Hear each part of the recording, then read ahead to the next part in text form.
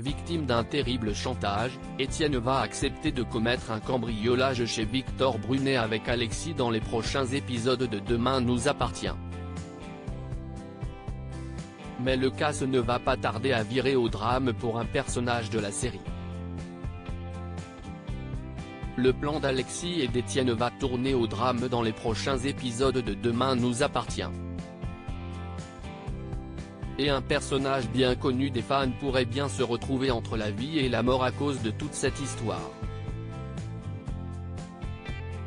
Jusque-là présenté comme un CPE sans histoire, Étienne Curtis, incarné par Patrick Guérino, a récemment vu son passé de criminel ressurgir de manière inattendue à cause de l'arrivée à 7 d'Alexis Langlois, Michael Fitoussi, un vieil ami avec qui il commettait des cambriolages il y a plus de 25 ans.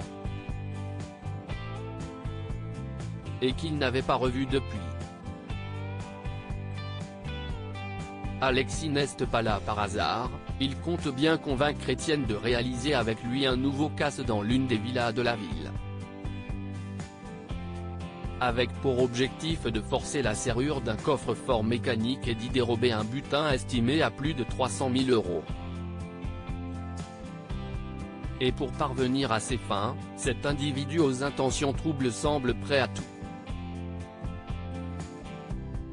Dans l'épisode de Demain nous appartient diffusé hier soir sur TF1, Alexis a donc décidé d'exercer un terrible chantage sur son ancien partenaire. Si Étienne ne l'aide pas à commettre ce nouveau cambriolage, il fera tomber Dorian, Ryan Hubé, pour le meurtre de Jonas.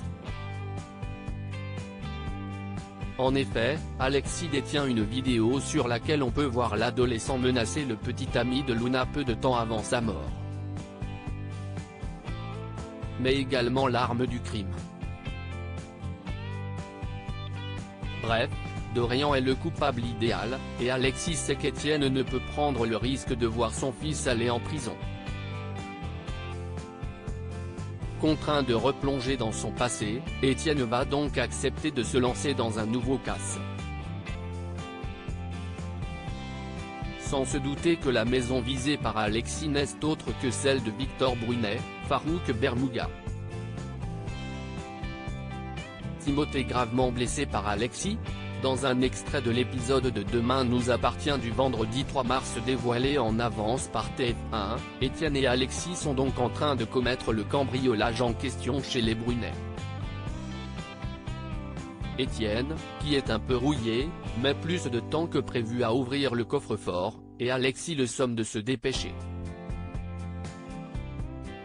Si est alors que les deux hommes ont la mauvaise surprise de voir Timothée, Grégoire Champion, rentrer plus tôt que prévu.